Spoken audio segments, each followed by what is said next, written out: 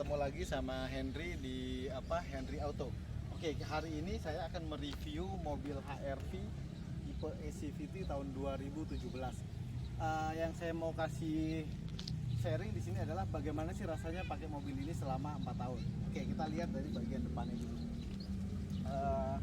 Kalau dilihat ini warna putih ya, ACVT tahun 2017. 1500 cc, SOHC, 120 dk, 145 Nm. Kalau dilihat dari tenaganya, powernya cukup lumayan. Terus disalurkan pakai transmisinya CVT. Nah, CVT lebih lembut daripada tipe transmisi otomatis yang dulu. Nah, kenapa sih gue dulu beli mobil HR-V ini? Yang pertama alasannya adalah dari eksteriornya ya. Jadi Honda ini nyiptain mobil ini sebenarnya udah lama, sebelum tahun 2014 itu udah ada, cuman dimasuk Indonesia 2015 dengan adopsi totally berubah ya. Modelnya cukup ganteng, kita lihat kalem semuanya dari depan. Ini perpaduan coupe dan SUV. Jadi bodinya compact, lebarnya ini kurang lebih 17 sekian sampai hampir 18. Panjang bodi ke belakang itu 4,29, hampir 4,2 meter. Tapi yang amazing, ini lincah banget kalau untuk dibawa ke dalam kota. Terus tingginya, ground clearance-nya ini adalah 185 cm. Jadi cukup tinggi kalau teman-teman masuk ke tempat-tempat yang jalannya nggak begitu halus, ini cukup oke. Velgnya pakai 17 in ya. Ini saya pakai dari 2017 bulan 10, kilometer 42.000. Jadi lumayan masih oke. Nah, kita lihat kalau 4 tahun apa yang terjadi sama eksterior. Kalau dideketin, ini karena warna putihnya udah mulai agak belang-belang, agak-agak kekuning-kuningan. Apalagi ini sering taruh di luar mobil, kaca jamurnya udah mulai muncul ya. Nah, HR-V sendiri ada 3 tipe. Yang ini tipe E, ini tipe yang paling tengah. Yang paling tinggi punya Prestige, itu 1,8 cc nya, 145 dk, Newton meternya 168, jauh lebih bertenaga. Tipe bawah ini ada S, cuman bedanya apalagi, nah ini bedanya kalau yang ACVT ini dia punya list agak beda sama body. Nah, ini lebih asik sih, jadi kalau kena batu dikit dia nggak begitu kelihatan. Tapi kalau yang Prestige ini sewarna body gitu, peleknya two tone. Nah, muncul pertama tahun 2015. Ada faceliftnya di tahun 2017, cuman sangat-sangat minor, ada di dalam interior, nanti kita bahas. Itu ada sound system, lebih ke monitor displaynya. Terus 2018 minor change, tapi agak jauh lebih kelihatan, mukanya udah agak berubah. Oke. Mukanya berubah, ini agak lebih sipit, ini agak lebih maju sedikit lah, tapi ini juga udah oke banget. Kalau lihat dari samping, lihat dilekukan ini. Ini yang kayak kop bahasanya. Ini bahasa kayak kop, agak turun ke belakang. Nah, kalau melihat belakang udah, saya mau tunjukin dengan mobil segede ini akomodasi kayak apa sih. Yuk kita lihat. Nah, kita bisa lihat ini lega ya, ini cukup lega mundur ke belakang. Ininya nanti kita bahas interiornya terpisah, tapi kita bahas dulu yang ke belakangnya. Nah, ini belakangnya cukup lega, termasuk paling lega di kelasnya dibandingkan mobil-mobil SUV yang lainnya. Ini cukup lega dan ini bisa mengakomodir banyak model. Jadi kalau mau bawa bawaan banyak, ini bisa. Ini yang pertama, ini bisa rata bodi begini, dua-duanya. Jadi kalau misalnya mau ambil, ini bisa rata bodi. Ini dua-duanya bisa rata bodi ya, jadi bisa bawa barang banyak. Kalau misalnya mau bawa pot buah yang tinggi, nah ini juga bisa begini. Oke, jadi teman-teman yang mau beli mobil ini cukup praktis. Ini bisa berbagai macam untuk setup joknya. Oke. Ini cukup oke. Joknya oke banget dan ini lega. Belakangnya kalau nggak dilipat, kita lihat bawa di belakangnya. Wah, ini juga gede banget teman-teman. Tuh, ini gede banget. Ini lega.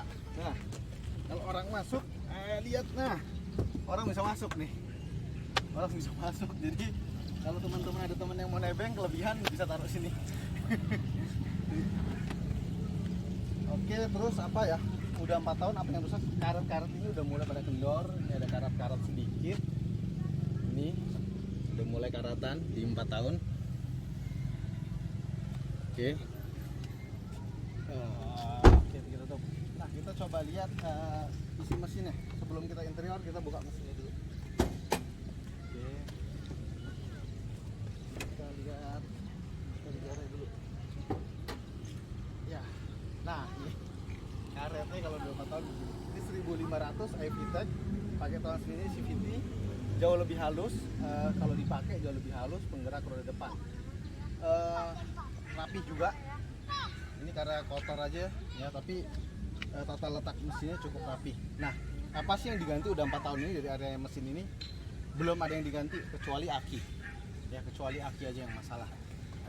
Karena udah memang masanya. Sip. Lanjut, kita lihat ke interior. Yuk, kita lihat ke interior. Oke, kita coba nyalain. Ini udah nggak pakai kunci, keyless nih, angel stop buttonnya ada di sini, di sebelah kiri.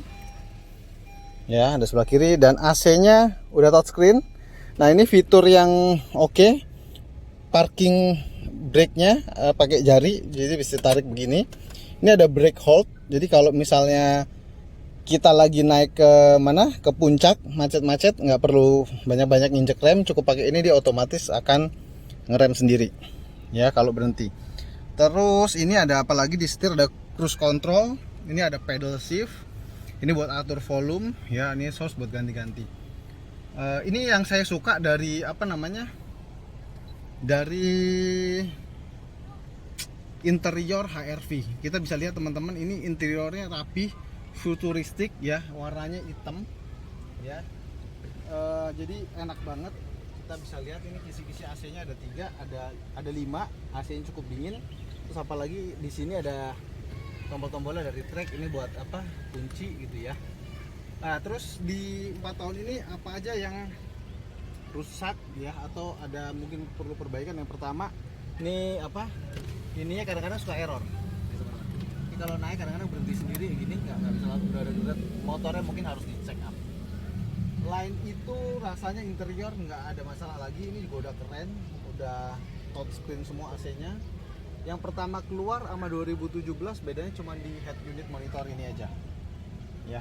Terus yang facelift 2018 yang berubah interiornya, joknya kayaknya sudah kulit semua, yang ECVT, eksterior pakai shark fin, model lampu depannya agak berubah, tapi nggak yang berubah total gede banget. Terus kita lihat lagi, ini interior posisi duduk. Sekarang kita ngomong posisi duduk. Kita lihat, dengan saya tinggi badan saya 172 cm, duduk begini, pegangan begini, ini benar-benar enak, nyaman. Mobil ini seperti benar-benar under control kita gitu ya. Jadi enak, mau belok ini enak, view-nya enak, belokannya tajam. Nah, tapi ini sudah 42.342 km, servisnya selalu di bengkel resmi. Ini sekarang yang kita rasain di bulan-bulan ini adalah problemnya ada di kaki-kaki depan. Kaki-kaki depan udah mulai bunyi letik-letik. Nah, kita akan kontrol minggu depan apakah shock breaker-nya atau apa. Tapi kita lihatlah minggu depan. Rata-rata Honda, saya dulu punya Civic juga, masalahnya di depan ya, karena jalanan juga kebetulan lewatnya kadang-kadang kurang bagus gitu. Apalagi yang saya mau review, posisi berkendara. Oh, konsumsi bensinnya berapa? Kalau untuk kombinasi jalan tol dan jalan umum gitu ya, non tol, ini ada di 12 km per liter. Nah, ini cukup irit menurut saya, cukup enak lah dipakainya.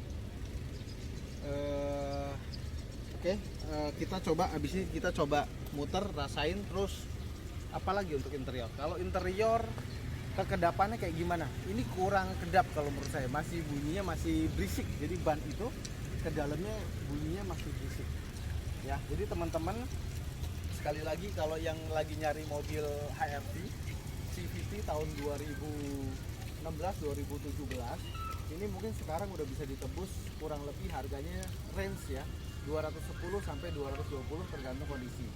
buat teman-teman saran saya kalau mau beli mobil ini langsung bawa check up ke bengkel Honda aja.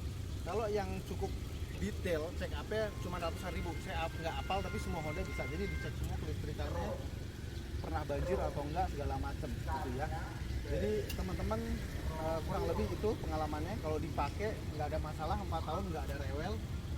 Yang nggak suka dari mobil ini ya sedikit berisiknya aja masuk, sama head unitnya kadang-kadang kalau silo nggak begitu jelas kelihatannya head unitnya. Lain itu nggak ada soal, ini rekomendasi banget ya. Nah terus kalau buat penumpang, ini lega banget. Nah, lihat ini lega banget nih, duduk.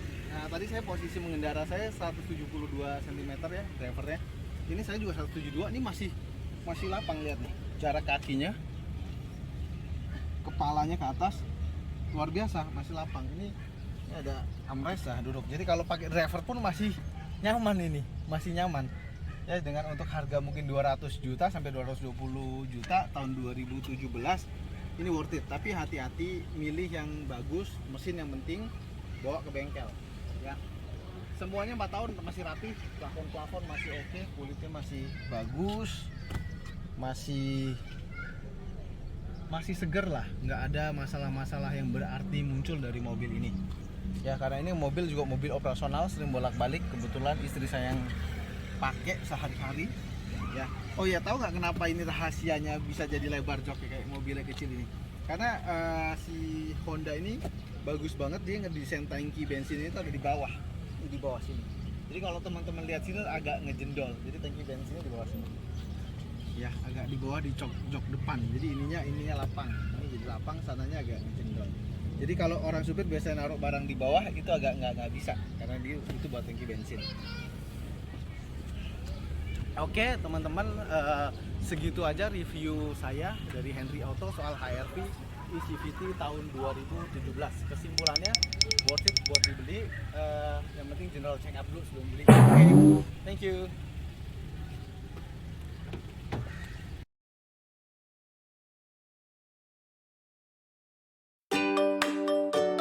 Kita coba impresi berkendara dari Honda HR-V eCVT tahun 2017. Nah, kaki-kaki masih cukup baik ya. Nah, kita lihat ada polisi. Nah gitu. Nah, di polisi tidur cukup kerasa keras, jeduk-jeduk tadi ya, kedengeran ya. Tapi overall kalau dipakai di jalanan begini masih cukup nyaman. Kecuali jalanan yang agak kasar memang udah mulai kerasa ada bunyi-bunyi sedikit di kaki-kaki depan khususnya. Suspensi masih cukup lah untuk 4 tahun, mungkin dihitung masih cukup wajar untuk melakukan perawatan kaki-kaki depan khususnya, karena ini juga penggerak roda depan. Terus visibilitasnya oke banget, ini tajam, setirnya juga presisi, rem itu dua-duanya sudah depan belakang sudah cakram dengan ABS. Kalau soal kekedapan, mungkin teman-teman bisa dengar. Jadi kalau begini masih ada sedikit suara ya, ada sedikit suara gitu ya, masuk ke dalam kabin dari roda yang di depan gitu. Nah ini remnya cukup enak. Oke.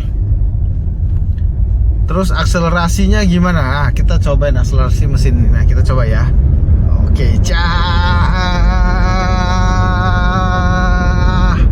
enak, ditarikannya enteng ya, teman-teman bisa langsung 80 cepet. Oke. Remnya gimana? Remnya oke. Ya jadi kesimpulannya setelah 4 tahun mobil ini enak dipakai, akomodasinya lapang gitu ya, terus nyaman. Minusnya kabin agak kurang kedap, terus masih masuk gitu, maksudnya suaranya. Kaki-kaki depan udah mulai bunyi-bunyi kalau jalan agak jelek terutama. Terus apa lagi ya, sound systemnya kurang oke sih. Jadi kalau untuk yang pencinta musik, pencinta sound system, ini kayaknya perlu di-upgrade ya. Oke teman-teman, segitu impresi berkendara dari HR-V CVT tahun 2017 setelah dipakai 4 tahun. Oke, thank you semuanya.